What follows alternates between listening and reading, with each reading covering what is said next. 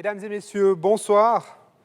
Bienvenue à tous ceux qui étaient déjà là lundi soir et mardi soir, et bienvenue à ceux qui nous rejoignent ce soir pour cette troisième conférence du 19e Colloque Wright. Une conférence ce soir qui se déroule, vous le savez maintenant, dans des conditions très particulières, puisque la salle est vide ici, qui devrait contenir à peu près 600 personnes. Les deux derniers soirs, vous étiez plusieurs centaines à nous suivre derrière votre petit écran chez vous. J'espère que vous serez autant, voire plus encore ce soir. Mon nom est Olivier Dessibourg, je suis journaliste scientifique et actuellement directeur de la communication scientifique pour la fondation Geneva Science and Diplomacy Anticipator, qui est dédiée à la diplomatie scientifique. Et c'est moi qui ai le plaisir de vous accompagner durant toutes ces soirées cette semaine, à l'exception de demain soir. Comme chaque année, vous le savez maintenant, nous avons le privilège d'accueillir, virtuellement cette année évidemment, à Genève, à l'Université de Genève, des orateurs de grand renom. Cette année ne fait pas exception, avec une très jolie fourchette de mathématiciens. Des mathématiciens qui vont peut-être, avec leur discours, vous rappeler vos souvenirs de banc d'école. Mais vous verrez en fait que les mathématiques d'aujourd'hui, qui sont l'objet de recherches académiques, ont un côté absolument fascinant, ludique et très très concret. Car ces mathématiques sont loin d'être une simple boîte à outils pour les sciences, pour les autres sciences. C'est un domaine de recherche en soi très riche, très vaste et varié et vivant, qui émarge largement au monde académique et qui se développe par exemple aussi dans la finance ou dans l'industrie, et qui sert aussi à expliquer le monde. C'est Galilée déjà à l'époque qui, le premier, disait que, et je vous le cite, « L'on ne peut comprendre l'univers si d'abord on ne s'exerce pas à en connaître la langue et les caractères dans lesquels il est écrit. La nature est écrite dans une langue mathématique. » Et vous verrez que la conférence de ce soir colle extrêmement bien à cette maxime. Alors justement, cette soirée va se dérouler en deux parties. D'abord, la conférence elle-même, et ensuite une séance de questions-réponses, en ligne, bien sûr, dont je vous donnerai les modalités dans quelques instants. Mais avant d'aller plus loin, j'aimerais passer la parole au président de la Fondation Wright, sous l'égide de laquelle s'organise ce grand colloque, une fondation qui, en Suisse, est l'une des plus importantes à faire dialoguer la science et la société. La parole est à Thierry Courvoisier.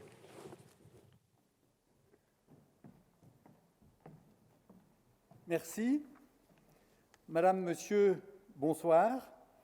La Fondation Wright se réjouit de vous accueillir de nouveau ce soir, confortablement installés chez vous, pour partager un moment de grande culture scientifique.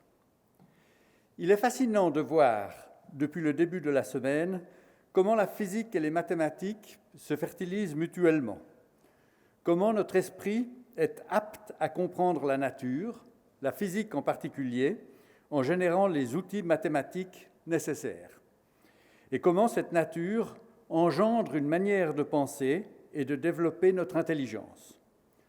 Comment parfois le résultat de jeux de l'esprit sans prétention physique aucune se retrouve au centre de la description de grands pans de la nature.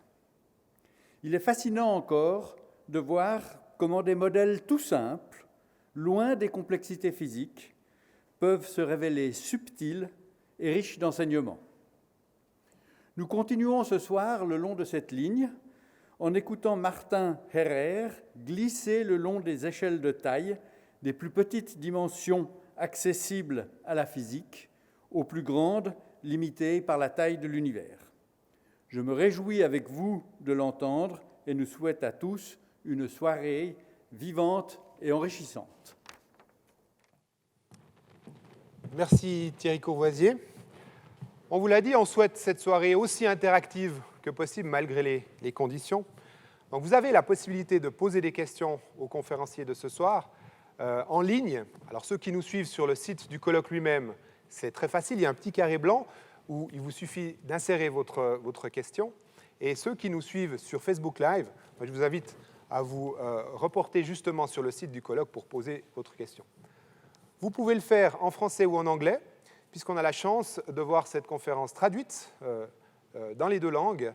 Et d'ailleurs, si vous souhaitez suivre la conférence en anglais, il devrait exister un moyen, un onglet, un endroit sur le site pour justement la suivre en anglais à travers les interprètes qui sont ici avec nous.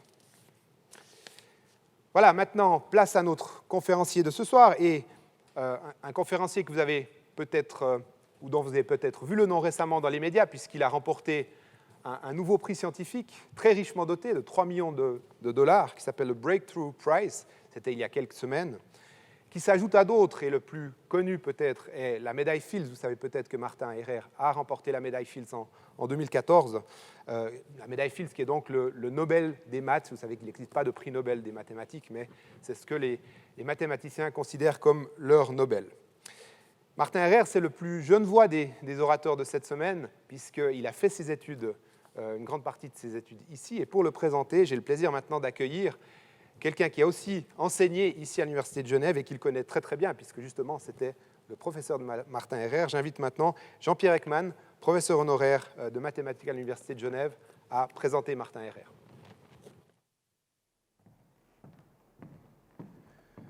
Merci et bonsoir. Vous avez déjà entendu les prix de M. Heyer. Et donc, vous avez certainement déjà appris que Sir Martin Heyer n'a pas seulement gagné la médaille Fields, mais aussi beaucoup d'autres prix importants. Ce qui est peut-être moins connu, c'est qu'il est genevois depuis sa naissance, bien qu'il soit citoyen autrichien pour des raisons que je vous laisse deviner. Et je voudrais donc rapidement parcourir avec vous ces étapes genevoises. Son père m'a donné quelques photos que je veux vous montrer. Il est né le 14 novembre 1975 à la clinique Bois-Gentil pour les Genevois dans l'Audience, et ses parents habitaient à l'époque à Verrières. Ici, vous voyez sa mère avec lui, et en bas, vous le voyez probablement sur sa lèvre avec son frère et sa sœur. Il est l'aîné. J'ai montré aussi ces photos pour vous montrer qu'au début, il avait des cheveux. Maintenant, il n'en a plus tellement. Il a fait toutes les écoles locales, le cycle de Foron et le collège Claparède. Puisque son père est professeur de mathématiques à l'Université de Genève, il s'intéresse très tôt aux mathématiques. La photo que vous voyez ici est à Séoul, où il a reçu le prix Nobel. Donc, il y a son père à droite, Ernst Heyer, et sa femme, Xu Mei Li. Et lui. Donc, je vais vous montrer comment il s'est intéressé aux maths. J'espère que c'est lisible. À l'école primaire, à l'école Marcellia-Tonnet, il écrit « Je veux être mathématicien à l'université ».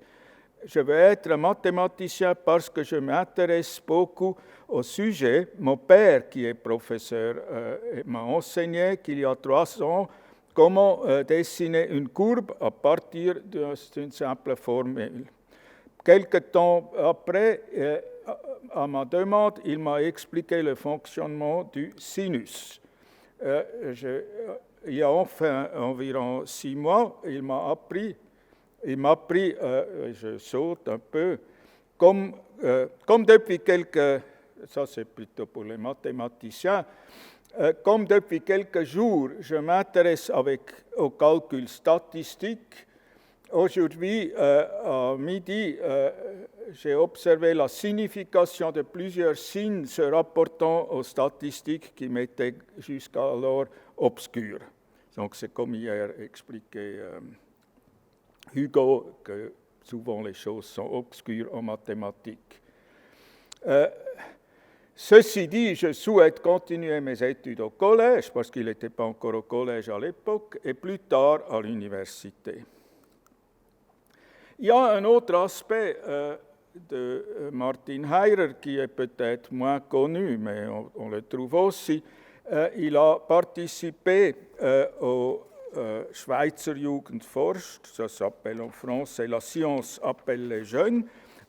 Il a participé 3 fois, mais ça c'est la dernière fois, et il a fait un programme qui s'appelle Amadeus, qui analyse les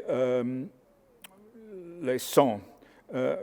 Pour des raisons de copyright, je n'ai pas trop agrandi la réclame pour le programme, mais vous pouvez le trouver sur le web. C'est un grand succès commercial. Ensuite, Martin a fait ses études à l'Université de Genève, comme on a entendu, en physique théorique, mais apparemment, ce genre d'éducation était quand même suffisamment poussé pour en faire un mathématicien plus que respectable. Comme c'est bien connu, il a gagné la médaille Fields en 2014, ce qu'il a célébré avec ses parents. Donc c'est sa mère qui a fait un gâteau de cette taille avec une médaille Fields en masse pain dessus. Mais il a aussi célébré avec ses compagnons d'études, là vous voyez toute l'équipe, et j'aimerais finir cette introduction de dire qu'autour de cette table, c'est avec grande tristesse que je me souviens de Vaughan Jones, qui a aussi commencé les études dans cette cafétéria où vous voyez ces gens. Avec ceci, je vous souhaite beaucoup de plaisir avec la présentation de Heyer, le voyage mathématique de l'infiniment petit à l'infiniment grand.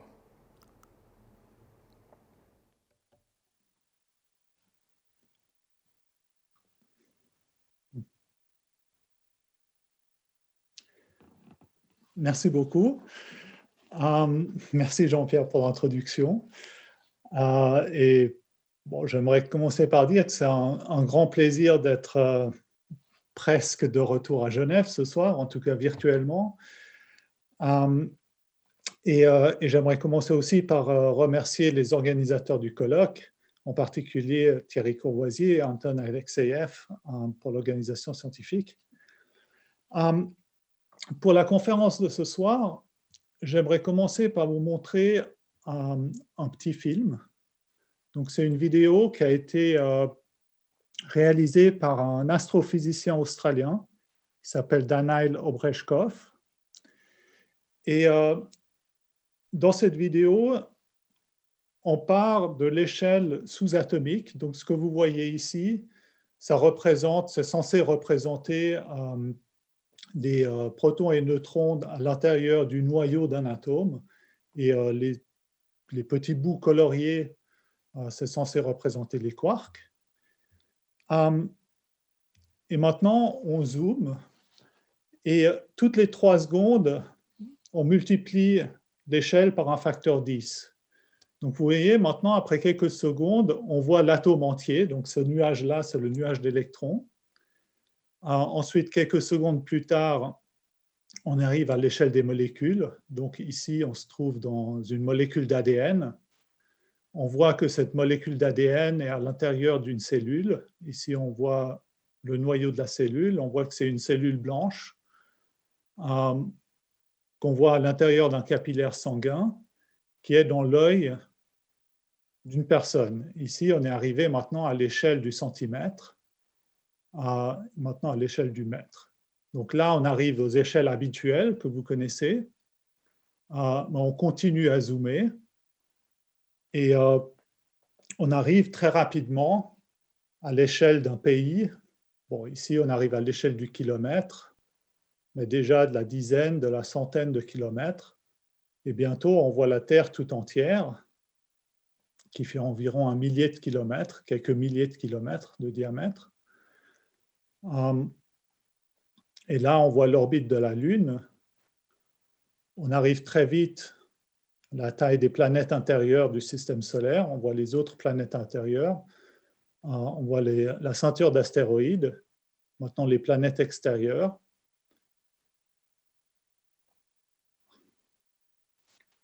Encore quelques secondes plus tard, on voit maintenant le système solaire entier avec même tous les astéroïdes externes. Et là, on voit les étoiles les plus proches. On arrive dans l'amas d'étoiles dans lequel on se trouve. Là, on commence à voir la galaxie, la Voie lactée. Donc là, on est déjà à des centaines de milliers d'années-lumière en taille. Tout ça en quelques secondes. Et là, on voit déjà des amas de galaxies. Et finalement, ici, à l'échelle du milliard d'années-lumière, on arrive à l'échelle de l'univers tout entier, avec des amas de galaxies énormes. Donc, de cette vidéo, j'aimerais retenir deux choses. Donc, la première chose que j'aimerais qu'on remarque, c'est que la notation qu'on utilise pour représenter les nombres, vous avez tous appris à l'école la notation scientifique avec les puissances de 10. Cette notation est extrêmement puissante. Elle nous permet de représenter des nombres énormes très facilement. Donc, vous avez vu dans cette vidéo, nous sommes partis de l'échelle la plus petite qu'on puisse imaginer, celle des particules sous-atomiques, et pour arriver à l'échelle la plus grande qu'on puisse imaginer, celle de l'univers tout entier, ça nous a juste pris 2 minutes. Et donc, c'était une quarantaine d'échelles de grandeur. Donc, on arrivait de 10 puissance moins 15 mètres sur des particules élémentaires à environ 10 puissance 25 mètres, qui est la taille de l'univers. Si on pourrait faire la même chose avec des échelles temporelles. Et si on mesure l'âge de l'univers en termes des échelles de temps les plus courtes qu'on peut imaginer, qui seraient les vibrations atomiques, l'âge de l'univers est environ 10 puissance 30 et quelques, 33, 34 vibrations atomiques. Si on multiplie tout ça, donc imaginons qu'on découpe l'univers, l'histoire de l'univers tout entier. Donc on prend l'univers tout entier, on le découpe en petites cellules de la taille d'une particule élémentaire, et on regarde tous les instants de temps possibles de cette cellule. Et on arrive à ça à environ 10 puissance 150 instants, disons, dans l'espace-temps de l'univers tout entier, de sa naissance jusqu'à l'instant présent. Donc, à toute fin utile, qu'est-ce que ça nous dit? Ça nous dit qu'un nombre comme 10 puissance 150, qui est très facile à écrire, est déjà infini à toute fin pratique. Parce que si on prend la chose la plus petite imaginable dans l'univers et qu'on l'utilise pour mesurer la chose la plus grande imaginable, on arrive à environ 10 puissance 150. Donc, juste pour illustrer pour cette taille, vous avez probablement tous entendu parler une fois du paradoxe du singe savant.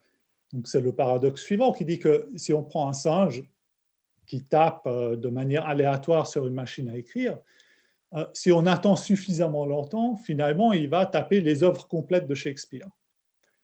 Et typiquement, le paradoxe est résolu en disant « Ah oui, mais évidemment, on ne verra jamais ça parce que ça prendrait plus longtemps que l'âge de l'univers. » Mais en fait, dire ça, ça ne rend pas du tout justice à la différence d'échelle énorme qu'il faudrait. Si on ne se contente pas des œuvres complètes de Shakespeare, mais juste d'une page de Shakespeare. Donc, juste pour que le singe tape une page de Shakespeare, il faudrait qu'il tape environ 10 puissance 4000 signes. Donc, vous voyez, dans l'univers tout entier, le nombre le plus grand qu'on puisse imaginer, c'était 10 puissance 150. Donc, 10 puissance 150 à côté de 10 puissance 4000, c'est absolument rien du tout, c'est complètement insignifiant. C'est-à-dire, donc, dire qu'il faudrait plus longtemps que l'âge de l'univers pour voir les œuvres complètes de Shakespeare, ça n'a absolument aucun sens. Ce n'est pas juste qu'il faudrait plus longtemps, il faudrait inimaginablement plus longtemps. Donc, tout ça juste pour vous donner une idée de la taille énorme des nombres qu'on obtient quand on commence à regarder des exponentielles. Donc, les nombres des puissances de 10, on commence à prendre des puissances grandes de 10, les nombres qu'on obtient deviennent vite absolument inimaginables. Donc, à toutes fins utiles, ils deviennent infinis. L'autre chose qu'on voit dans cette vidéo qui frappe, c'est que le comportement des lois de la nature change lorsqu'on change d'échelle. Ce qu'on voyait dans cette vidéo, on voit l'échelle atomique, l'échelle humaine, l'échelle des planètes. L'univers se comporte très, très différemment à ces différentes échelles. Pourtant, les lois de la nature sont les mêmes partout. Donc, pour illustrer ça, prenons par exemple les lois d'un fluide. Donc, on prend juste de l'eau. Et vous avez certainement tous vu une fois, si vous allez vous balader l'été à un étang, vous voyez ces petits insectes qui se baladent sur l'eau. Donc là, sur sur l'écran, vous voyez une photo d'un de ces insectes. Si nous, on essaye de faire la même chose, évidemment, ça ne marchera jamais. Bon, il y a peut-être des exceptions, mais en général, à l'échelle humaine, l'eau se comporte très différemment de ce qu'elle se comporte à l'échelle de ces insectes. Et en particulier, les liquides ont en fait la propriété que plus l'échelle est petite, plus ils paraissent visqueux. Et vous voyez ici, si vous voyez la manière dont l'eau se comporte sous les pattes de cet insecte, on voit que c'est très lisse. Ça ressemble peut-être plus à du miel qu'à de l'eau. L'eau à l'échelle humaine, elle ressemble plutôt à ça. Elle n'est pas du tout lisse, on voit de la turbulence, comme on a déjà vu dans l'exposé de Laure hier soir. Et la raison pour ça, c'est exactement les mêmes équations, c'est la même mathématique qui décrit l'eau à cette échelle et l'eau à cette échelle, mais les équations que décrivent sont des équations non linéaires, et différents termes de l'équation sont importants à différentes échelles. Peut-être pour illustrer ça, prenons l'exemple juste d'une image. Et donc, imaginons cette image, on peut imaginer qu'elle représente aussi, par exemple, des lois de la nature. Si on prend cette image d'une théière qui contient, vous voyez, pas mal de détails, je commence à zoomer. Vous voyez, on voit de moins en moins de détails. Ici, je zoome un peu plus loin, ça devient vite très, très monotone. Si je zoome encore un peu plus, soit on se retrouve ici et on voit juste une couleur pleine, pas du tout intéressante, ou alors peut-être qu'on peut essayer de voir quelque chose d'un peu plus intéressant, on pourrait zoomer ici, mais même là, ça ne devient pas très intéressant, on voit simplement deux couleurs et une ligne droite qui les séparent. Pourtant, l'image est exactement la même. C'est juste qu'on la regarde à des échelles différentes et quand on la voit de trop près, tous les détails ont disparu quelque part très loin en dehors de notre champ de vision. Et donc, à cette échelle-là, ils n'importent pas, en quelque sorte. Par contre, on a d'autres exemples d'images qui sont aussi faciles à décrire mathématiquement. Par exemple, si on image l'image de la théière, bon, c'est évidemment une image qui a été dessinée par un artiste, mais la manière dont elle est représentée dans l'ordinateur, c'est en fait juste essentiellement une formule mathématique. Une formule mathématique peut-être relativement compliquée, mais peut-être pas si compliquée que ça. L'image qu'on voit ici, c'est ce qu'on appelle l'ensemble de Mandelbrot, est aussi représentée par une formule mathématique qui est en fait plus simple, quelque part, que celle qui représente la théière. Mais elle a la propriété que si on commence à zoomer, en fait, ça reste intéressant. Par exemple, ici, je zoome d'abord dans cette région ici. Donc, ce que je vois, c'est quelque chose comme ça. Et on voit ici ces sortes de spirales. Maintenant, je zoome dans une de ces spirales. Voilà, on voit cette spirale. Maintenant, je zoome quelque part dans le bras de la spirale. Je vois quelque chose comme ça. Je peux zoomer dans une de ces régions. Je vois quelque chose comme ça. Je peux zoomer de nouveau sur ces spirales. Je vois de nouveau une spirale qui ressemble un peu à ce qu'on voyait avant. Je zoome, je vois de nouveau ce genre de région qui ressemble un peu à ce qu'on avait avant. Donc, ce que vous voyez dans cet exemple, là, c'est un exemple d'image qui est aussi décrite par une formule mathématique relativement simple, en fait, mais qui a des détails à toute échelle. Je peux zoomer autant que je veux. Si l'image d'origine était de la taille d'une affiche, je pourrais aller regarder à l'échelle atomique, à l'échelle sous-atomique, et on verrait toujours des détails. Ça ressemblerait toujours plus ou moins à quelque chose comme ça. Et ça, c'est ce qu'on appelle une fractale. Donc, une fractale, c'est une image qui montre des détails à toute échelle. Mais c'est intéressant aussi d'étudier des modèles qui décrivent des éléments de la réalité et qui ont ce genre de comportement fractaux, c'est-à-dire qui ont des comportements intéressants à toute échelle. Un exemple dont j'aimerais parler un peu et dont Étienne Gis avait déjà parlé lundi, c'est le système de Lorentz. Donc, Lorentz, dont vous avez déjà vu la photo lundi, pour ceux qui étaient là, écrit dans les années 60, a proposé un modèle très, très simplifié de convection atmosphérique. Donc, c'est un modèle avec juste 3 quantités qui évoluent au cours du temps. Donc, les 3 quantités ici, on les appelle X, Y et Z. On pourrait imaginer ça comme les 3 coordonnées d'un point dans l'espace. Donc, c'est un point qui évolue au cours du temps. Et on a ces équations relativement simples, dans le sens que je peux les écrire ici en 3 lignes, qui décrivent l'évolution. Donc, ce que ça veut dire ici, c'est que la vitesse du point en un endroit donné par les coordonnées x, y, z est donnée par cette formule qui dépend de x, y et z.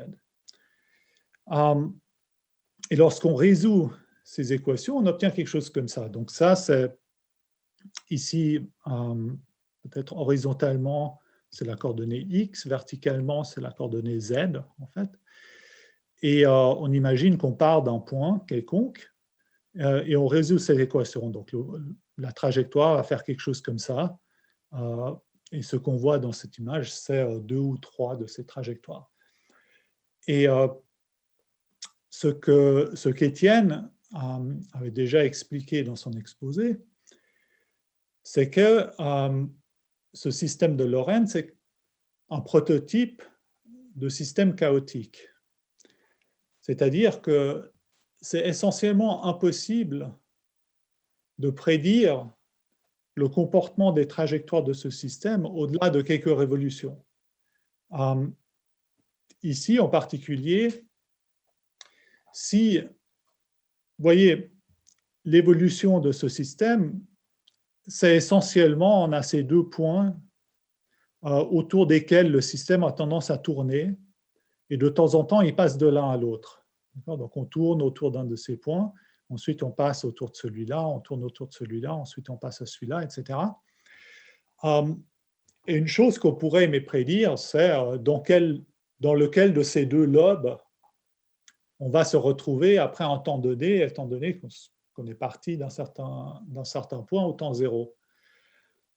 Et on peut se demander quelle est la précision qu'il faut au temps 0 pour pouvoir prédire avec certitude dans lequel des 2 lobes on se trouve au temps t. Et il s'avère que cette précision, c'est environ 10 puissance moins 0,4 fois t. Et ici, les échelles de temps sont telles que le temps qu'il faut pour tourner autour d'un lobe, c'est environ 1. D'accord ? Donc, ce que ça veut dire, c'est que environ toutes les 2 secondes ou toutes les 2 unités de temps, la précision qu'il faut pour prédire dans quel lobe on va se retrouver, elle est multipliée d'un facteur 10. Donc, en pratique, ça veut dire qu'on ne peut jamais prédire plus que peut-être une vingtaine de révolutions à l'avance. Parce qu'au bout d'une vingtaine de révolutions, t égale à 20, 0,4 fois t, c'est déjà presque 10, 10 puissance moins 10, ce serait déjà l'échelle atomique. Et alors, évidemment, une chose qu'on aimerait en tant que mathématicien ou en tant que physicien, une question qu'on se pose, alors c'est, puisque c'est impossible de prédire avec certitude dans quel lobe on va se retrouver, même si l'évolution est complètement déterministe, qu'est-ce qu'on peut quand même dire sur cette évolution? Alors, Étienne, lundi, a expliqué qu'on pouvait prédire des quantités statistiques. Donc, effectivement, on peut dire, par exemple, on pourrait faire une statistique de, donc si on met ici la coordonnée x, on a les centres des deux lobes, ce serait 2 points par ici. Et si on fait une statistique de l'endroit où la coordonnée de x va se retrouver, ça va peut-être ressembler à quelque chose comme ça. Et que ça va souvent se retrouver soit autour de ce lobe-là, soit autour de celui-là. Et cette statistique-là, elle est stable, dans le sens où si on regarde un système un peu différent, on va se retrouver avec une statistique un peu similaire. Aujourd'hui, j'aimerais discuter d'une autre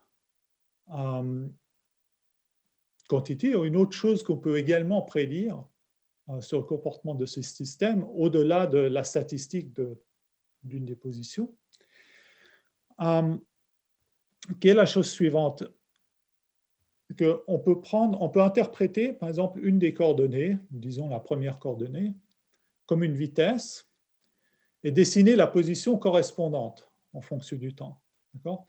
Donc, si j'interprète ça comme une vitesse, ça veut dire quoi ? Ça veut dire que quand je me retrouve ici, la vitesse est positive, donc le 0 est au milieu, ici, l'image est symétrique. Quand je me retrouve quelque part par là, la vitesse est positive. Quand je me retrouve par ici, la vitesse est négative. Donc, ce que je dessine ici, c'est le long d'une trajectoire. Quand je me retrouve à droite, je monte. Et quand je me retrouve à gauche, je redescends. Donc, j'interprète la première coordonnée spatiale comme une vitesse et je dessine la position correspondante. D'accord ?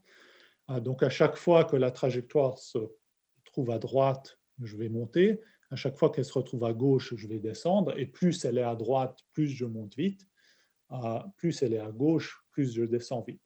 Si je suis près du centre, je continue horizontalement. Donc, ce que je vois, c'est quelque chose comme ça. Donc là, c'est en temps 5, c'est environ 5 révolutions.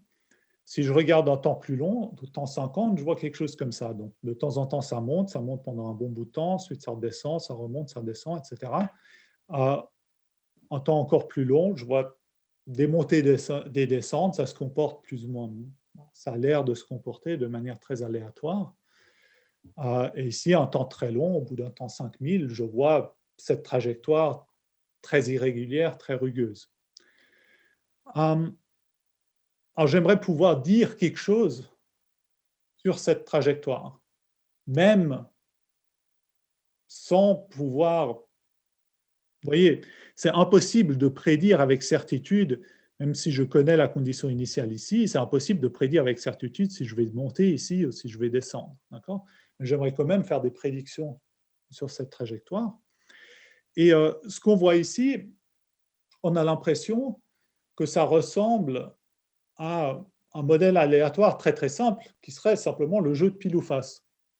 Donc, imaginons, je prends une pièce de monnaie, et je lance la pièce de monnaie, pile, je gagne un franc, face, je perds un franc. Donc je pars de 0, et j'imagine que je peux aussi m'endetter, donc je peux avoir un avoir négatif.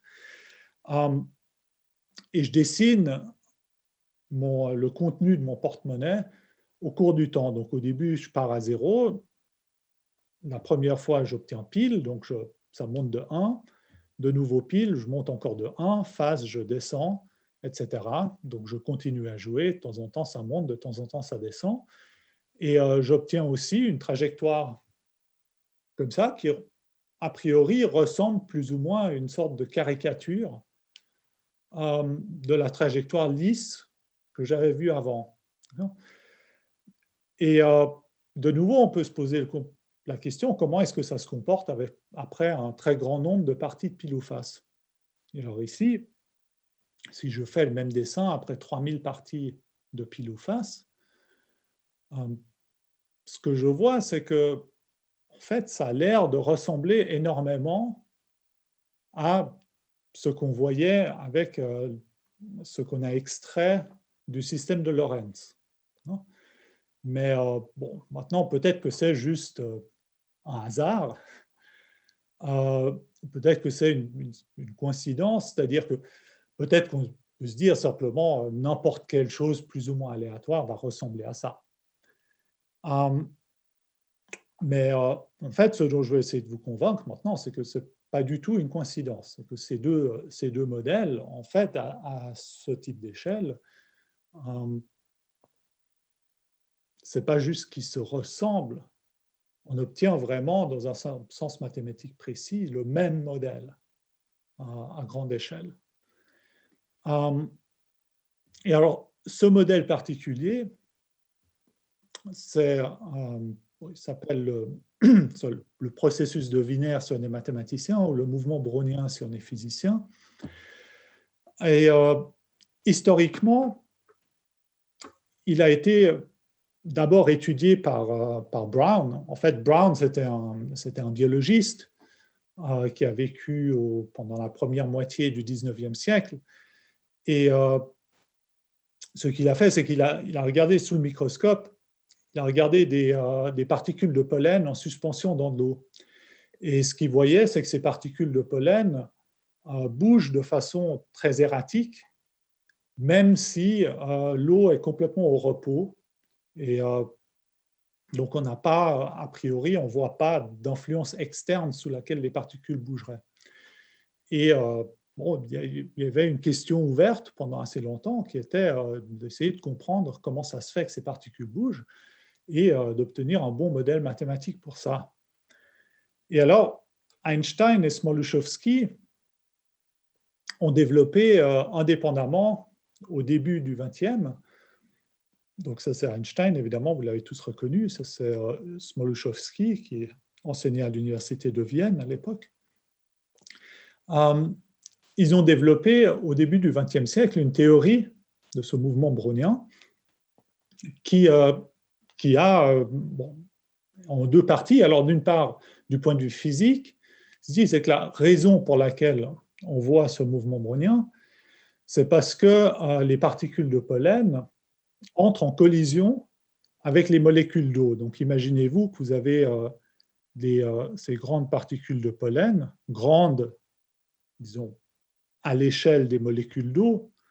On a des molécules d'eau qui sont des petites particules un peu partout dans l'eau. Et les molécules d'eau bougent dans tous les sens, un peu comme des boules de billard. Et quand elles entrent en collision avec la particule de pollen, alors elles la poussent dans une direction. Donc ici, si cette molécule d'eau entre en collision avec cette particule de pollen, elle la pousse un peu dans cette direction. Ensuite, peut-être celle-là va entrer en collision et va la pousser dans l'autre direction. Et la théorie, c'était que c'est l'ensemble de toutes ces collisions qui donne lieu à un mouvement macroscopique qu'on peut observer sous le microscope, qui est ce mouvement brownien. Et une autre partie de la théorie était mathématique.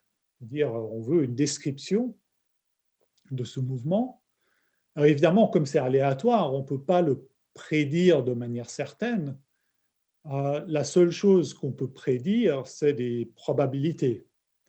Là, en l'occurrence, la chose que Einstein et Smoluchowski ont prédite, c'est la probabilité, étant donné que la particule de pollen se trouve à un instant donné, à un temps donné, la distribution de probabilité de où elle va se trouver un certain temps plus tard, disons une seconde plus tard. Et ils ont trouvé que cette distribution de probabilité est décrite par une équation qui s'appelle l'équation de la chaleur, parce qu'elle décrit également le comportement de la chaleur, justement, la diffusion de la chaleur dans un corps solide. C'est exactement la même équation qui décrit les deux choses. Et ça a conduit, cette théorie du mouvement brownien, ça a conduit à des prédictions quantitatives qui ont été vérifiées expérimentalement par Perrin quelques années plus tard, et pour lesquelles il a obtenu le prix Nobel en 1926. Et la raison pour laquelle il a obtenu le prix Nobel pour ça, c'est que cette vérification expérimentale, elle a vraiment clos le débat sur l'existence des atomes. C'est-à-dire qu'à l'époque, tout le monde était déjà convaincu que les atomes existaient, mais on n'avait pas encore d'expérience qui le montraient de manière certaine, qu'il n'y avait pas d'autre explication. Et ça, c'était la première expérience qui n'avait vraiment pas d'autre explication et qui donnait des prédictions qu'on pouvait vérifier expérimentalement. Et alors, ce même mouvement brownien, environ en même temps, il est apparu aussi dans la thèse d'un jeune probabiliste nommé Bachelier, qui a soumis sa thèse La théorie de la spéculation en 1900. Mais bon, malheureusement pour lui, à l'époque, il n'a pas eu énormément de succès. Parce que, bon, les probabilistes français de l'époque, en particulier Lévy, qui était très puissant à l'époque, ils étaient intéressés par les mathématiques pures, et ils ne voulaient pas que leurs mathématiques soient utilisées pour décrire des choses aussi bassement matérielles que le cours de la bourse.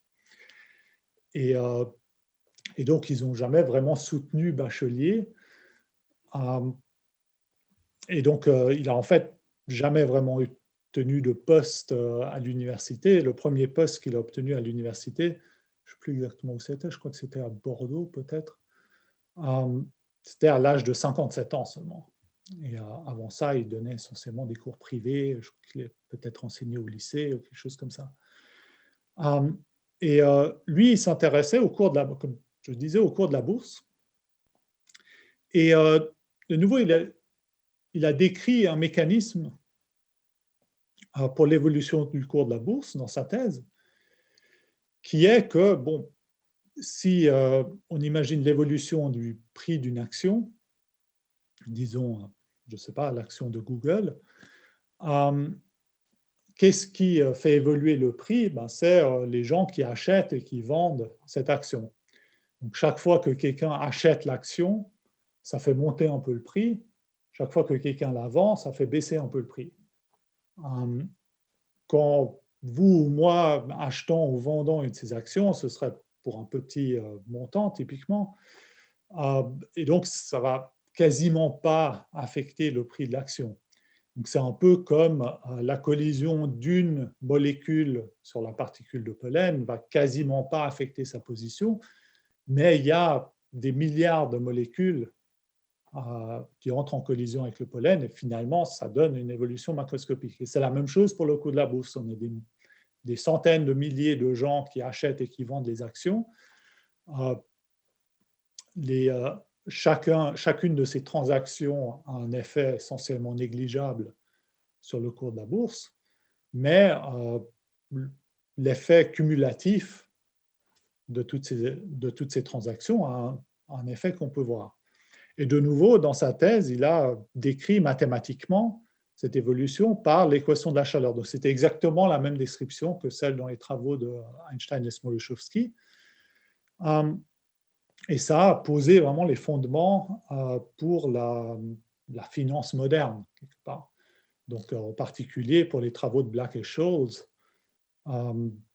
qui ont, dans les années 70, ont développé leur fameuse formule Black et Scholes pour obtenir le prix d'une option, pour déterminer le prix d'une option, et qui ont obtenu le prix Nobel d'économie pour ça dans les années 90. Alors, ce que vous voyez ici, c'est que la même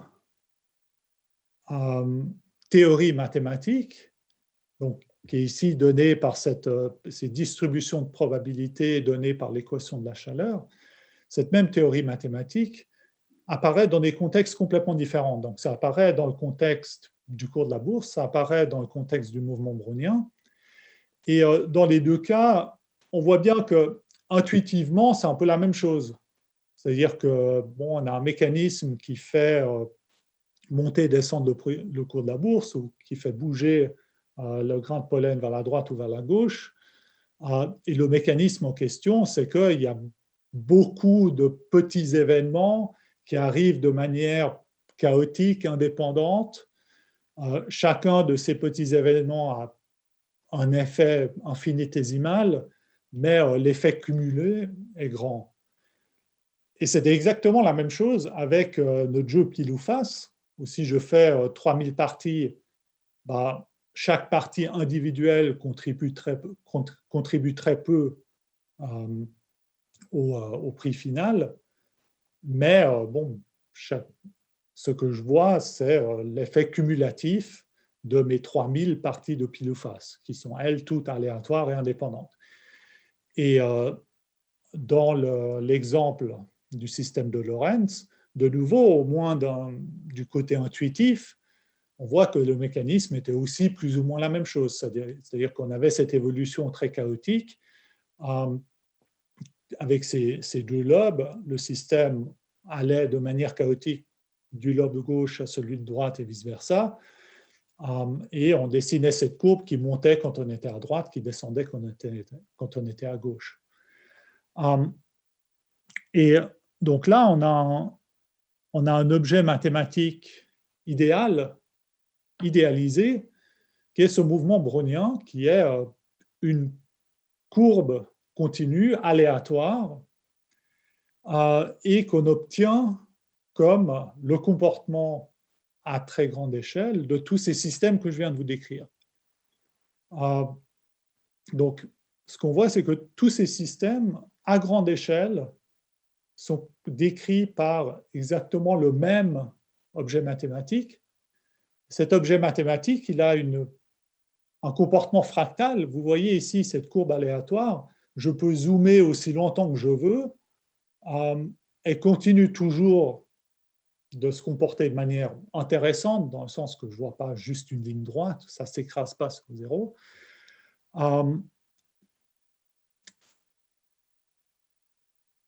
Et voilà, donc elle est autosimilaire, dans le sens que je peux zoomer et je vois toujours la même distribution. Je vois statistiquement la même courbe, même si, évidemment, elle évolue, mais la statistique reste exactement la même. Alors, cette intuition qu'on a ici, qui est que des systèmes qui se comportent de manière similaire, mais pas identique, quand on les regarde à grande échelle, commencent en fait à se comporter de manière très, très similaire. Cette intuition a été développée par Wilson. Donc Wilson, c'était un physicien qui a obtenu le prix Nobel en 1980, je crois, et qui, dans les années 60, a développé ce qu'on appelle la théorie du groupe de renormalisation. Et son point de vue était le suivant. C'est que lorsqu'on parle d'une théorie mathématique qui décrit un système physique, et qu'on veut se poser la question de est-ce que deux théories sont proches? Est-ce qu'ils décrivent des systèmes similaires? Alors, ça n'a aucun sens de juste comparer les deux théories, comme de comparer par exemple les paramètres mathématiques de ces théories. Ce qu'on doit faire, c'est se fixer une échelle de grandeur à laquelle on veut les comparer, et ensuite comparer les prédictions physiques qui sont relevantes à cette échelle de grandeur. D'accord ? Donc, l'idée, c'est de dire que pour comparer des méthodes, des modèles mathématiques qui décrivent le monde physique, on veut vraiment comparer non pas juste des modèles, mais des modèles à une échelle donnée. Et alors, si on fait ça, on a une dynamique naturelle dans l'espace des modèles qui est la dynamique du changement d'échelle, qui est exactement ce qu'on a vu dans la vidéo au tout début. Donc, dans cette vidéo au tout début, on avait un système physique qui était l'univers tout entier, et on changeait d'échelle. On regardait d'abord à l'échelle microscopique, et ensuite on zoomait jusqu'à l'échelle de l'univers tout entier. Et alors, ce que Wilson nous explique, c'est que ça peut être utile de s'imaginer qu'on a un espace des théories physiques. Donc ici, dans cette caricature, le tableau ou le slide, ce serait une sorte d'espace des théories physiques. Et dans cet espace des théories physiques, on a une dynamique naturelle. Donc ça, c'est ces flèches ici. Et cette dynamique, c'est la dynamique du zoomage. Donc on change d'échelle et même si on regarde la même théorie physique à une échelle différente, ce qu'on a vu déjà, c'est qu'elle se comporte de manière différente. Et donc maintenant, ce qu'on peut se poser la question, c'est est-ce que dans cet espace des théories, parce que là, on a des théories qui sont plus intéressantes ou plus relevantes que d'autres.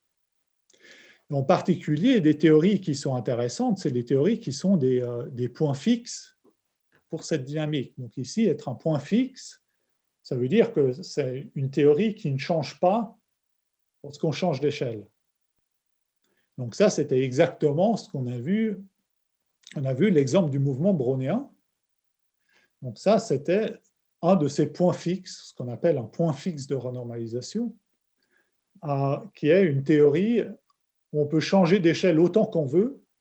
Vous avez vu la petite vidéo que je vous ai montrée du mouvement brownien qui change d'échelle. Je peux changer d'échelle aussi longtemps que je veux. Ça reste exactement la même théorie. Il se comporte exactement de la même manière. Et donc, ça correspond à un point fixe dans cet espace des théories mathématiques. Et alors, si ce point fixe est attractif, ça veut dire qu'il y a beaucoup d'autres théories qui sont telles que, quand on zoome à des échelles plus grandes, elles se comportent comme cette théorie du mouvement brownien.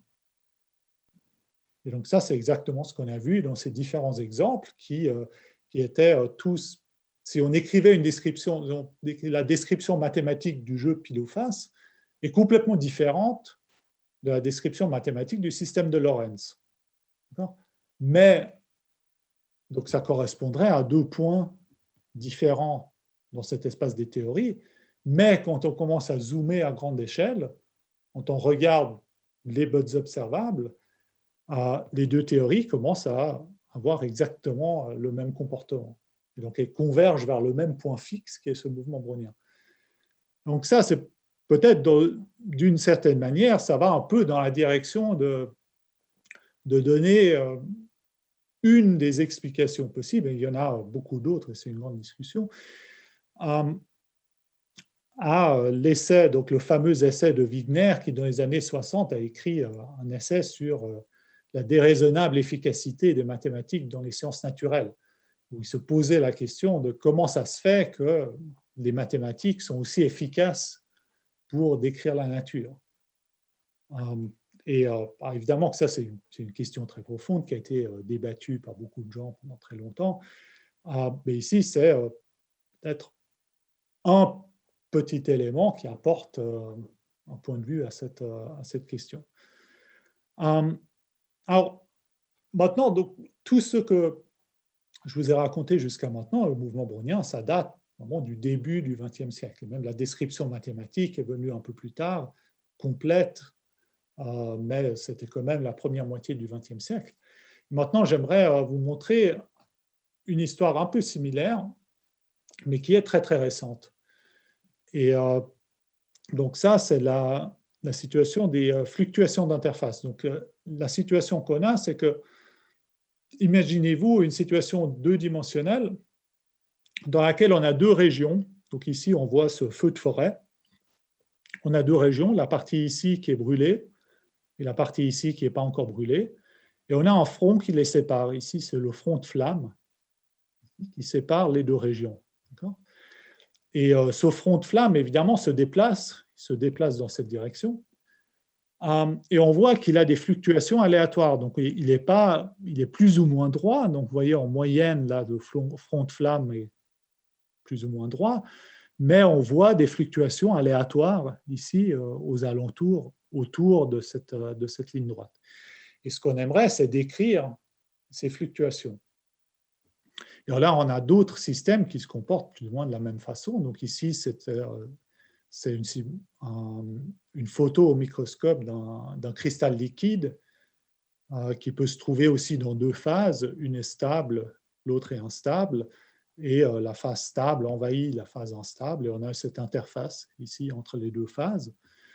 Ou alors, on peut prendre des modèles mathématiques jouets qui sont censés représenter ce genre de situation. Donc, par exemple, un modèle jouet qu'on peut imaginer, c'est un modèle avec des briques, simplement des briques qui s'empilent. Et la manière dont ça fonctionne, c'est que les briques tombent du ciel, si vous voulez. Donc, on a des briques qui tombent du ciel, et elles tombent jusqu'à ce que, soit elles tombent sur des briques qui étaient déjà là, ou alors elles peuvent aussi se coller aux briques voisines. Par exemple, si on avait ici 3 briques ou 4 briques qui sont déjà tombées, si on a une brique qui tombe à côté, elle va se coller à la brique voisine ici. Elle ne va pas tomber jusqu'à là, elle va se coller déjà à la brique voisine ici. Si je prends ce système-là, donc ça c'est quelque part on a l'impression que ça n'a rien à voir avec les feux de forêt ou les cristaux liquides, mais d'un autre côté, ça donne aussi un modèle dans lequel on a une région avec des briques et au-dessus, on a une interface qui est le haut de cette pile de briques. Donc je peux vous montrer un peu à quoi ressemble une simulation de cette pile de briques. Donc ici, on voit cette pile de briques qui grandit et on la regarde à de grandes échelles. Et ici, vous voyez, on a les briques en bas et on a une interface plus ou moins droite, mais avec des fluctuations aléatoires au haut de la pile de briques. On aimerait pouvoir décrire ça.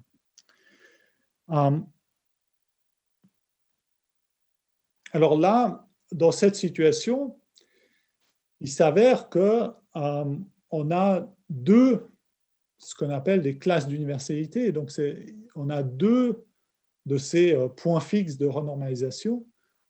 Un qui est nommé d'après Edwards et Wilkinson, qui correspond à des situations symétriques où les deux phases sont de même stabilité et donc l'interface peut fluctuer dans les deux directions de manière symétrique. Et l'autre qui correspond aux situations asymétriques, comme celles qu'on a vues. Toutes celles que je vous ai montrées sont asymétriques. Donc les deux régions ne se comportent pas de la même manière. Et alors, on conjecture, donc ça, ce sont des théorèmes pour certains modèles, mais pour beaucoup de modèles, ce sont toujours des conjectures. Donc, on conjecture que la plupart des modèles d'interface qu'on peut écrire, qu'on peut décrire mathématiquement, quand on les regarde à grande échelle, vont converger soit vers ce modèle Edwards-Wilkinson, soit ce modèle KPZ, qui correspond aux situations asymétriques. Et alors là, il y a un théorème très récent, seulement, qui dit simplement que juste ce point fixe KPZ, donc, qui a été conjecturé dans les années 80 dans la littérature physique, ce point fixe KPZ existe. Donc là, on est dans une situation que même l'analogue, ce serait la construction du mouvement brownien comme objet mathématique, qui date du début du XXe siècle. Donc ici, dans cette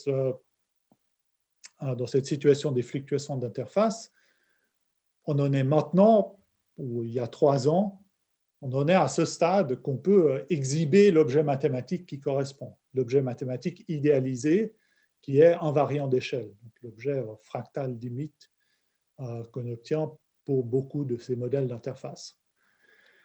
Une autre question qu'on peut se poser ici, c'est dans cette dynamique, comme il y a certains modèles qui sont attirés par ce point fixe Edwards-Wilkinson, certains modèles sont attirés par ce point fixe KPZ. Qu'est-ce qui se passe des modèles qui sont un peu juste entre les deux? Donc, si on prend un modèle qui est presque attiré par Edwards-Wilkinson, mais qui finalement se retrouve attiré par le point fixe KPZ à très très grande échelle, alors est-ce qu'il existe un modèle idéalisé qui serait KPZ à grande échelle et Edwards-Wilkinson à petite échelle? Donc ça, c'est une question qu'on peut se poser. Et alors, et aussi, est-ce que ce modèle est unique? Est-ce qu'il n'y en a qu'un ou est-ce qu'il y en a plusieurs? Et donc ça, c'est un sujet mathématique sur lequel j'ai travaillé personnellement ces dernières années. Et effectivement, on peut montrer qu'il existe un tel objet il s'appelle l'équation KPZ, donc qui avait déjà été écrit par Kadar, Parisi et Zhang, qui sont le K, P et Z, avait déjà écrit cette équation dans les années 80. Donc là, c'est une équation à dérivée partielle stochastique qui décrit des fluctuations d'un système qui dépend cette fois-ci non seulement du temps, mais du temps et de l'espace. Et le problème de cette équation, c'est que les solutions sont très irrégulières.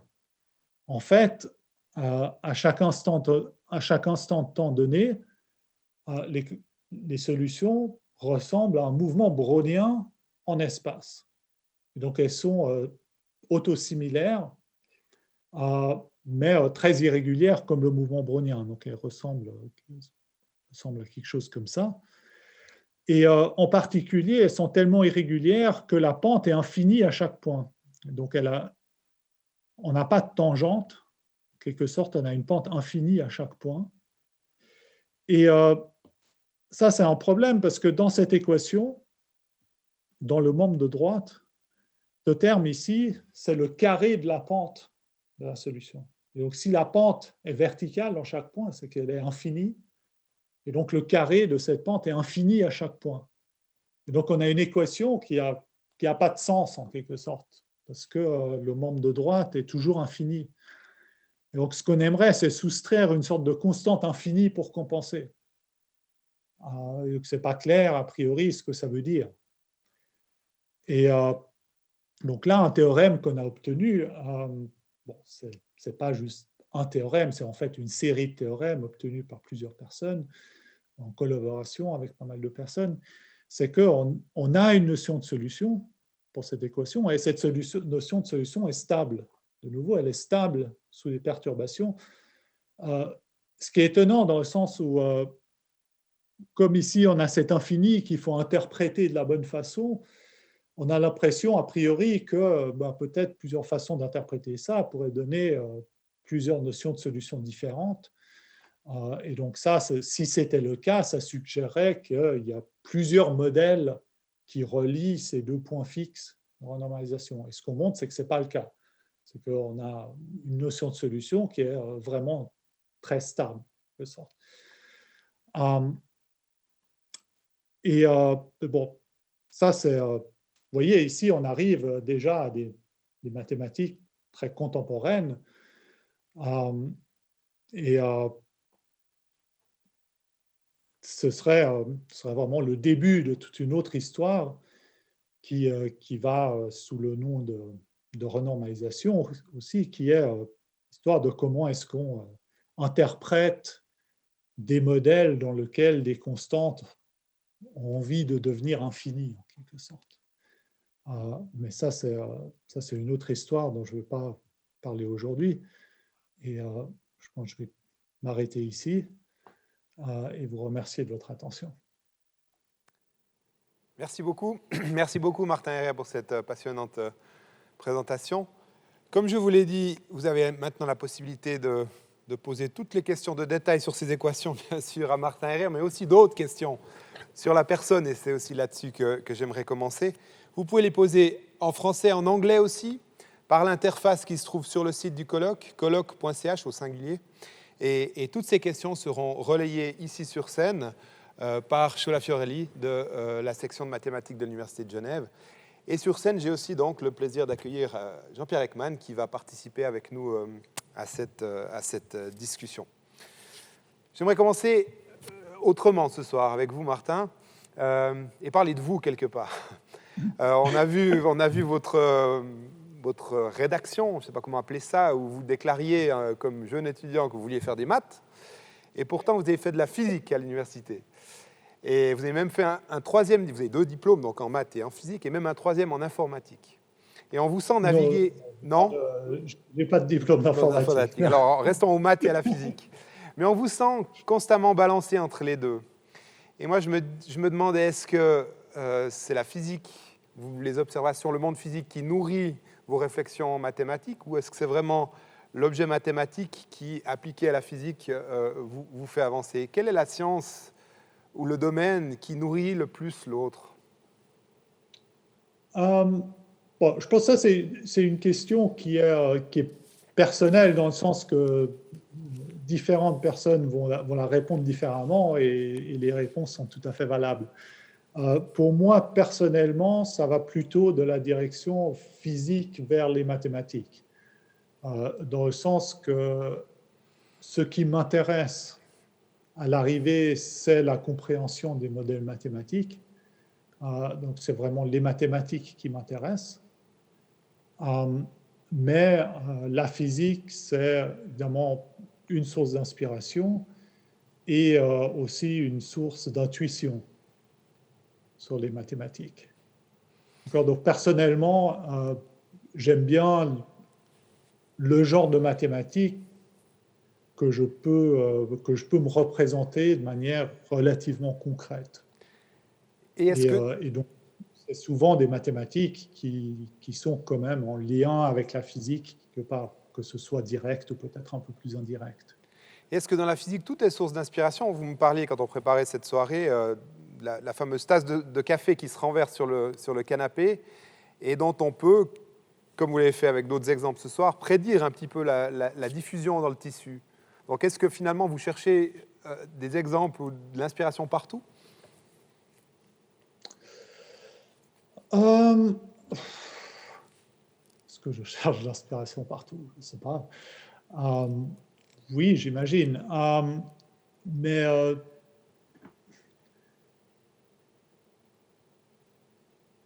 je pense, disons, pour moi, de manière générale, c'est quand même les mathématiques qui viennent avant. Donc là, ce qui m'intéresse, c'est, dans l'exemple de la tasse de thé, suivant quel l'exemple précisément, mais ce serait soit le comportement des équations de Navier-Stokes, pouvoir dire quelque chose sur le comportement à long terme des équations de Navier-Stokes, ou peut-être le comportement local de ces équations, ou ce genre de choses.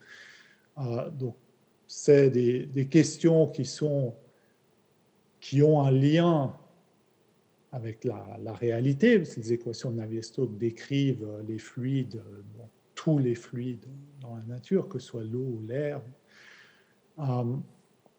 Mais au final,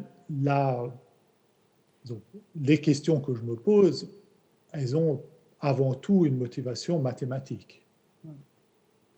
Alors justement, à la BBC récemment, quand vous avez remporté le Breakthrough Prize, vous avez dit quelque chose comme, si je vous cite correctement, « One thing I like about maths is that it has this kind of permanence ». Et puis en 2014, dans un article que j'ai écrit quand vous avez justement remporté la médaille Fields, dans la bouche de Nicolas Monod, le professeur de mathématiques à l'EPFL, il disait qu'il y avait chez vous une sorte de recherche de la vérité absolue, de l'esthétisme pur. Et je vous demande ça, et je pose aussi la question à M. Ekman, parce qu'on en parlait encore hier soir à la suite de la conférence. Il me disait, voilà, les maths par rapport à la physique ont ceci de plus qu'elles sont peut-être plus vraies, dans le sens que une fois que c'est vrai pour toujours, alors que dans la physique, c'est un peu différent. Est-ce que, justement, il y a chez vous cette quête de vérité absolue dans les maths comme outil pour expliquer la physique? Je pense qu'il y a cette quête chez plus ou moins tous les mathématiciens, mais c'est vrai que c'est ce qui m'a vraiment attiré toujours vers les maths. C'est-à-dire que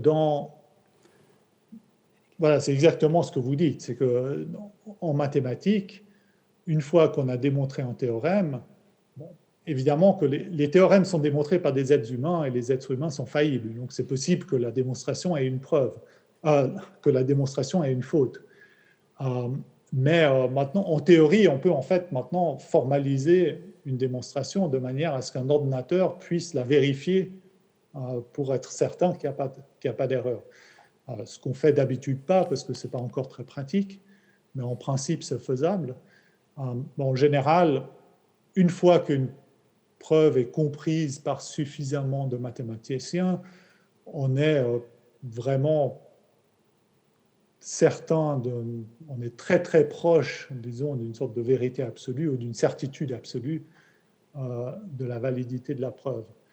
Et donc, une fois qu'on a une preuve mathématique qui est valide, elle ne va plus jamais être invalidée. Alors, c'est possible que l'énoncé ne soit plus d'intérêt plus tard, ou qu'il soit supplanté par un énoncé plus général ou plus élégant qui contient l'énoncé d'avant comme cas particulier. Donc ça, évidemment, ça peut arriver. Mais il ne va jamais, tout d'un coup, se retrouver complètement aux oubliettes. Monsieur Ekman, vous voulez ajouter quelque chose? Non, merci. Il a bien compris. Très bien. Alors, on va passer en ligne. Est-ce qu'il y a des questions pour Martin Herrère? Oui, j'ai une première question au sujet de l'ensemble de Mandelbrot. Vous nous avez montré un très beau plongeon. Comment la très simple équation qui le définit peut-elle contenir autant d'informations?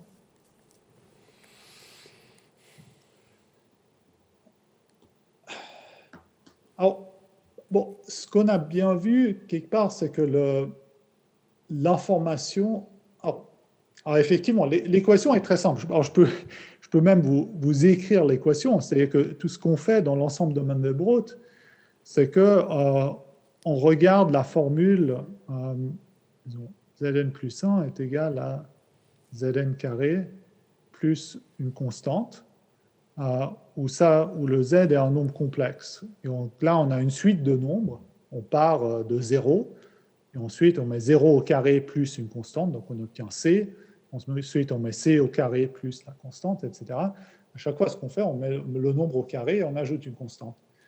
Et la question, c'est est-ce que Zn, soit ça va vers l'infini ou pas? Est-ce que vous arrivez à nous montrer votre écran, Martin, puisqu'on ne le voit pas? Si voilà. Pardon. J'étais en train d'écrire. Oui, justement. Oui. OK. Je montre l'écran.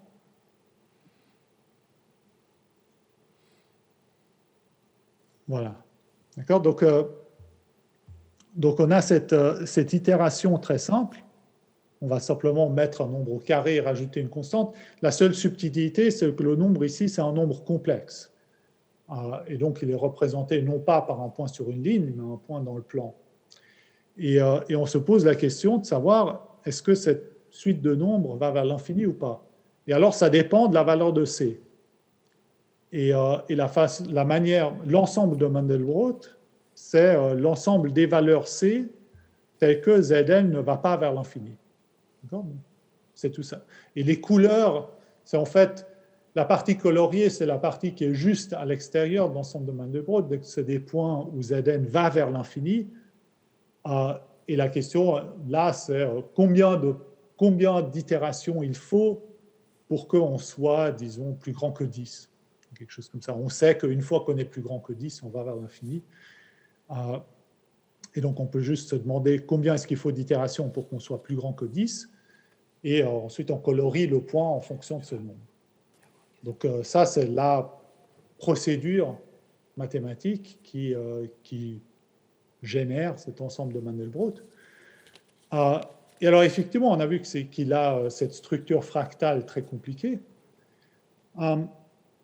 Mais elle est quand même autosimilaire. Donc, c'est que, en fait, quand on zoome, on voit de nouveaux détails apparaître, mais il n'y a pas vraiment de nouvelles informations. C'est-à-dire qu'on a bien vu, lorsqu'on zoomait, que ce qu'on voit ressemble toujours à la même chose. Donc, l'ensemble de Mandelbrot, il a une structure très similaire à toute échelle. Donc, on va toujours, quand on zoome sur le bord de l'ensemble de Mandelbrot, on va toujours voir des choses qui se ressemblent. Et donc, dans ce sens-là, on n'a pas vraiment une infinité d'informations, qui est incluse là-dedans. Je ne sais pas si ça va dans la direction de répondre à cette question. Si, merci. Merci. Est-ce qu'il y a d'autres questions? est-ce qu'il y a un lien entre les théories que vous nous avez présentées et d'autres travaux dans d'autres branches des mathématiques? Là, on nous demande par exemple avec les travaux d'Alexandre Grothendieck ou par exemple avec les travaux d'Étienne Gis qu'il nous a présenté lundi. Vu qu'on voit les mêmes objets, est-ce que vous partez dans des directions complètement opposées ou bien il y a des retours sur les théories? Voilà, c'est seulement différents aspects des mêmes théories, des liens qui existent entre elles? Oui, tout à fait. Oui. Alors, donc, par exemple, ces objets mathématiques dont je parlais tout à la fin, ces équations à dérivée partielle stochastique, par exemple cette équation KPZ qui décrit cette évolution de l'interface, l'analyse de ce genre d'équations a beaucoup de similarités avec l'analyse de la théorie quantique des champs. Et donc, qui a priori est une théorie complètement différente, qui est aussi utilisée en physique pour décrire la physique fondamentale, donc la physique des particules.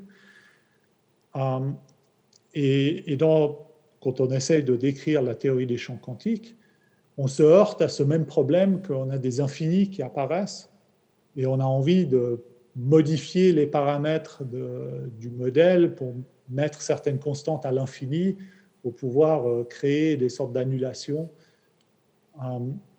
Et même si dans la formulation de ces théories, c'est très, très, très différent, conceptuellement, c'est très proche. Et par exemple, les structures algébriques qui apparaissent des deux côtés sont quasiment les mêmes. Et donc, donc là, il y a certainement beaucoup de choses qui peuvent aller de l'un à l'autre. Et ça arrive tout le temps en mathématiques. Quand on étudie un système mathématique, on travaille dans un domaine des mathématiques, mais tout d'un coup, on se heurte à une question qui est en fait qui a à voir avec un domaine complètement différent et qui fait rentrer des mathématiques d'un domaine complètement différent. Ça arrive vraiment tout le temps. Et si je peux me permettre, ça arrive comment? Parce qu'on vous imagine dans votre bureau à bûcher sur un sujet. Comment se passe cette cross-pollination, if I may? C'est-à-dire que tout d'un coup, on se heurte à un problème et on voit que, par exemple, il y a de façon naturelle, disons, par exemple, une structure algébrique qui apparaît naturellement dans le problème qu'on regarde. Et on se dit, tiens, il y avait cet exposé que j'avais vu il y a 5 ans où l'orateur parlait de quelque chose qui ressemble en fait à ce qui se passe ici. Alors peut-être que je devrais aller voir. C'est possible que ce soit la même structure qui apparaisse. Alors peut-être que je peux apprendre quelque chose sur cette structure en allant voir les travaux de la personne que j'avais entendu parler il y a 5 ans. Donc c'est souvent par ce genre de choses. C'est qu'une fois, il faut, en tant que chercheur, on va toujours essayer d'être un peu au courant de ce qui se passe aussi dans les autres branches des mathématiques, dans les autres domaines.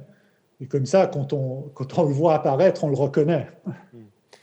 J'aimerais revenir sur cette question des infinis, et c'est une question aussi pour vous. Vous voulez commenter? Oui, dites-moi. Non, il me semble quand même qu'il y a, disons, pour le public non initié, il y a quand même des domaines de mathématiques qui sont très différents de ce qu'on va entendre cette semaine.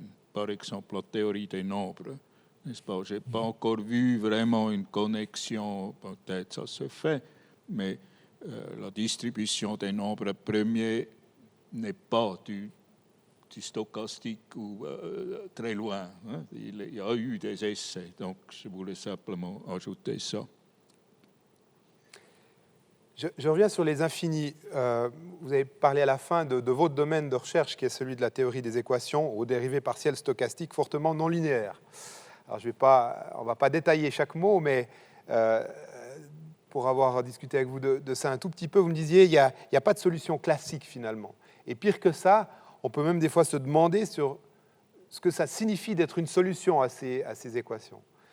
Est-ce qu'il n'y a pas quelque chose d'un peu fou là, de se dire que non seulement il n'y a pas de solution, mais on peut même se demander qu'est-ce que ça signifie d'être une solution à de telles équations? Comment est-ce qu'on gère ça? Alors justement, alors ce qu'on voit ici, c'est que l'équation qu'on a envie d'écrire est une sorte d'objet mathématique idéalisé. Donc, vous avez bien vu ce qu'on a vu dans cet exposé. Si je reviens vers l'exemple du mouvement brownien, si je prends le système de Lorentz, on a vu qu'en fait, à grande échelle, il se comporte comme un mouvement brownien. Mais à petite échelle, il se comporte de manière complètement différente. Par exemple, la courbe est très lisse. On était parti d'une courbe très lisse, et ensuite, on va aller zoomer à grande échelle, et on voit qu'elle devient très rugueuse, et finalement, elle ressemble à ce mouvement brownien qui est autosimilaire, et qui est donc rugueux à toute échelle. Et alors, dans ces équations à dérivée partielle stochastique, ce qu'on va faire, c'est qu'on va d'abord étudier les équations qui sont lisses, dont les solutions sont lisses, pour lesquelles il n'y a absolument pas de problème de savoir ce que c'est qu'une solution de l'équation. Et ensuite, on va essayer de faire en sorte que l'échelle, de faire tendre vers 0, l'échelle à laquelle ces solutions sont lisses. Donc elles sont lisses, mais seulement à très petite échelle. Et on va essayer de faire tendre ça vers 0. Et à la limite, on va obtenir quelque chose d'idéalisé qui est plus lisse du tout. Et donc, du coup, pour cet objet limite idéalisé, l'équation dont on est parti, elle n'a plus vraiment de sens. Mais si on arrive à montrer que, quelle que soit la procédure par laquelle on obtient un objet limite, on obtient toujours la même limite, alors on peut interpréter cette limite comme étant une solution de l'équation dont on était parti. Chola, est-ce qu'il y a d'autres questions, Lee? C'est une dernière question qui met en lien le début de votre exposé avec la fin de votre exposé. Au tout début, vous nous avez montré ce dézoom depuis les atomes, l'échelle atomique, voire les quarks, qui est régi par la physique quantique. Et tout à la fin du zoom, on était plutôt dans l'univers et donc la physique de la relativité qui intervient là. Et une question est, est-ce qu'il y a une phase de transition quand on passe du quantique à la relativité, et est-ce que c'est mathématiquement descriptible? Alors, ça, c'est évidemment une des grandes questions de la physique théorique moderne, qui serait d'avoir une théorie du tout qui contient en même temps la relativité générale et la mécanique quantique. Donc pour l'instant, une telle théorie n'existe pas. Donc on n'a pas encore de bonne théorie qui incorpore la relativité générale et la mécanique quantique. Alors effectivement, ce qu'on aimerait, c'est avoir une théorie dans laquelle on a tout, et que dans une certaine limite, on retrouve la mécanique quantique à petite échelle, et dans une autre limite, à grande échelle, on retrouve simplement la relativité générale. Pour l'instant, personne ne sait comment faire ça, malheureusement. Alors, maintenant, en pratique, c'est heureusement très rare d'avoir des systèmes où les deux jouent un rôle important. Donc, dans la plupart des systèmes physiques qu'on peut étudier, soit c'est la mécanique quantique qui joue un rôle, soit c'est la relativité générale, soit aucun des deux serait la mécanique classique qui serait un peu entre les deux, qu'on peut obtenir comme limite de ces deux théories, en fait. Et donc, là, on n'a pas de problème, en quelque sorte. Ensuite, il y a, dans certaines situations extrêmes, peut-être des trous noirs, ce genre de choses, où là, en principe, on aimerait pouvoir combiner les deux. Mais on ne sait pas, on peut faire ça de manière un peu ad hoc, mais on n'a pas encore de théorie vraiment systématique qui le fait. J'ai une question plus, disons, pratique. Vous avez parlé de l'utilisation des moyens informatiques pour vérifier des théories tout à l'heure. Mais je crois avant-hier ou la semaine passée, j'ai lu un article dans la MIT Technology Review qui disait que l'intelligence artificielle avait été utilisée pour résoudre des problèmes. Alors voilà, la question est peut-être saugrenue, mais à quel point est-ce que maintenant, au XXIe siècle, avec la puissance de calcul, les théories, les outils d'intelligence artificielle qu'on a, est-ce que ça peut être d'une aide pour vous dans l'imagination de nouvelles solutions, équations, théories, etc. Alors, pour l'instant, pas vraiment. Donc par exemple, l'article auquel vous faites référence, là, quand on parle, alors, bon, déjà, intelligence artificielle, c'est toujours un grand mot. Il n'y a pas vraiment d'intelligence, en fait. C'est un algorithme qui est inspiré, si on veut, des algorithmes d'intelligence artificielle. Là, en l'occurrence, c'est vraiment un algorithme de résolution d'équations à dérivée partielle. Donc, on veut résoudre des équations à dérivée partielle. En principe, on a des algorithmes qui font ça, mais ces algorithmes ont tendance à être très chers en termes de temps de calcul. C'est-à-dire que si on veut résoudre des équations à dérivée partielle à grande échelle, donc par exemple la simulation de la météo, ça c'est très cher en tant que temps de calcul. On a besoin d'un énorme ordinateur, on le fait tourner pendant très longtemps. Et donc on va toujours essayer de chercher des façons à améliorer ces algorithmes, à obtenir des solutions de manière plus rapide. Et ce qu'ont fait ces gens du MIT, de Caltech, c'est inspiré de modèles d'intelligence artificielle. Ils ont développé un algorithme qui permet en fait quelque sorte de résoudre des équations à dérivée partielle sans avoir besoin de savoir ce que c'est l'équation. Donc ils vont donner à l'algorithme beaucoup de données, donc ils vont résoudre énormément d'équations avec des algorithmes existants et donner ça comme données à l'algorithme qui va ensuite apprendre, en quelque sorte, à résoudre l'équation. Et ensuite, une fois que l'algorithme est entraîné, il est extrêmement rapide. Et donc là, c'est vraiment une question d'ingénierie d'obtenir un algorithme plus rapide. Le problème de ces algorithmes, c'est qu'on a très peu de... On n'a pas vraiment de preuves qu'ils font ce qu'ils sont censés faire. Donc, par exemple, là, en l'occurrence, ils n'ont pas du tout de preuve mathématique qui dit que sous telle et telle circonstance, on peut être garanti que l'algorithme est précis à telle et telle précision. Donc ça, c'est un des grands problèmes en intelligence artificielle, c'est que c'est difficile, en fait, d'analyser ce qui se passe. Ça marche très bien, mais c'est difficile d'avoir des garanties que ça va encore marcher dans le futur. Et aussi, ça n'a pas grand-chose à voir avec la démonstration de théorèmes. Donc, ça ne va pas du tout. Là, ce genre d'intelligence artificielle dont il parle dans cet article, ça n'aide pas du tout à démontrer un théorème ou même à conjecturer un théorème ou quoi que ce soit. C'est plutôt un outil d'ingénieur pour résoudre des équations de manière plus rapide, approximative. On arrive gentiment au bout. J'aimerais quand même vous poser une question sur la médaille Fields et aussi sur le Breakthrough Prize récemment. Est-ce que ça vous donne un statut particulier? Est-ce que vous vous considérez comme un ambassadeur des mathématiques? Est-ce que ça vous donne des responsabilités particulières? Est-ce que vous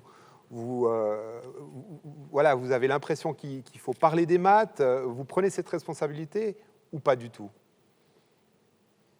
Alors, quelque part, oui, forcément. Est-ce qu'on vous demande de le faire peut-être plus fréquemment, plus souvent? Voilà, c'est ça. C'est qu'une fois quand on gagne ce genre de prix, évidemment qu'on va être beaucoup plus sollicité par la presse ou par les médias. Et donc, on se retrouve forcément à parler plus de maths au grand public plutôt qu'au public spécialiste. Et en général, moi, j'aime bien ça. Donc,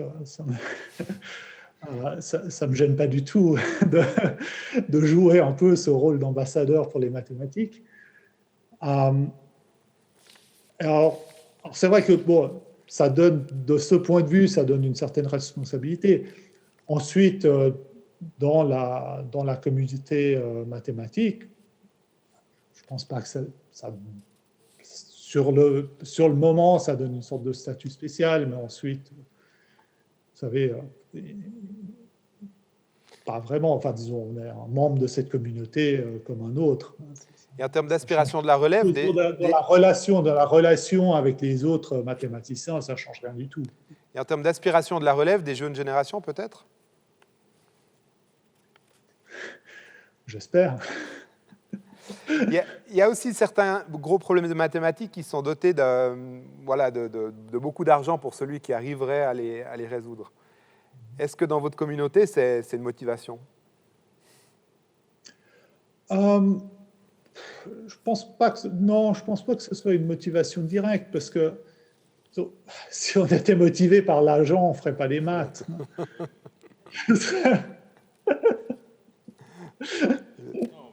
Nous, on dit toujours qu'il y a des moyens beaucoup plus faciles de faire 1 million que de résoudre ces problèmes. Il n'y a plus de questions en ligne? Est-ce qu'il y en a encore une? Il y en a une sur vous. Qu'est-ce qui vous a le plus marqué lors de vos études de mathématiques à Genève? Et je compléterai par, lundi, Étienne Gis nous a montré l'attracteur de Lorentz. Vous aussi, vous nous l'avez montré. Pourquoi vous n'avez pas choisi la voie d'Étienne Gis? Qu'est-ce qui vous a envoyé sur la voie de celle que vous avez prise? Est-ce que c'est des études à Genève? Est-ce que c'est une inspiration soudaine? Est-ce que c'est quelqu'un qui vous a inspiré? Évidemment que Jean-Pierre m'a beaucoup marqué lors de mes études à Genève et il m'a beaucoup inspiré. Enfin, je pense que j'ai beaucoup appris de l'approche de Jean-Pierre envers, disons, des mathématiques et aussi l'aspect ludique, si on veut, des mathématiques ou de la science. Et je pense que, donc, évidemment, on a tous des trajectoires différentes. Donc, personnellement, je suis parti plutôt dans le département de physique. Ensuite, je suis revenu vers les mathématiques. Évidemment, la thèse, c'était officiellement dans le département de physique, mais c'était vraiment une thèse de maths. Même si Jean-Pierre préfère se considérer comme un physicien, mais je pense que dans beaucoup d'endroits, il serait quand même plutôt considéré comme un mathématicien.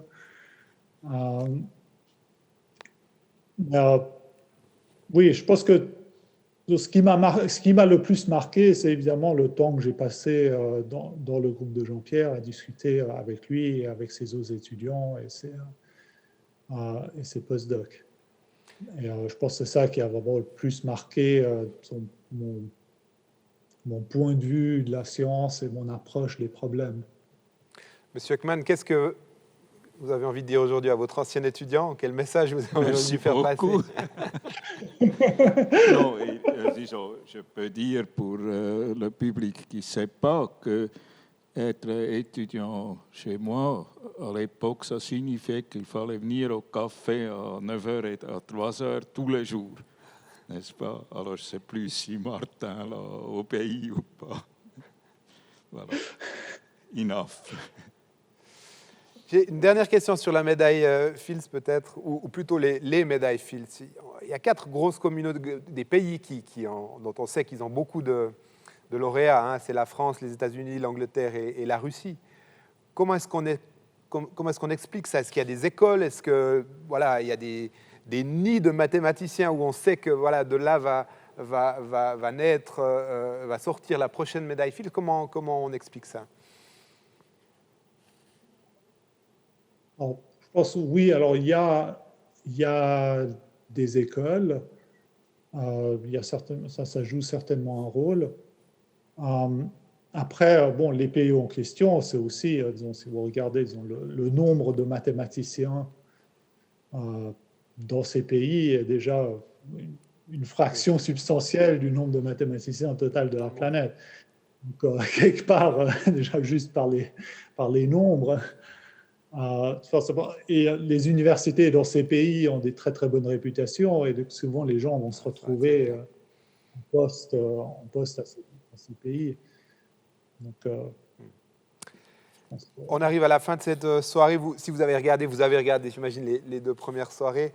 Vous savez que je vais vous poser cette question sur l'origine des mathématiques, moi qui me passionne aussi. Est-ce une invention de l'esprit ou est-ce une description de la réalité du monde? C'est-à-dire, est-ce qu'on invente les maths ou est-ce qu'on les construit pour vous? Pour moi, c'est vraiment un peu des deux. Je ne suis pas sûr qu'on doit faire une distinction vraiment. Donc, par exemple, c'est comme si un compositeur écrit une pièce de musique. Non, la pièce de musique, maintenant, une fois qu'il l'a écrite, elle existe, elle peut être réinterprétée par d'autres personnes, elle peut être jouée différemment, on peut étudier cette pièce de musique.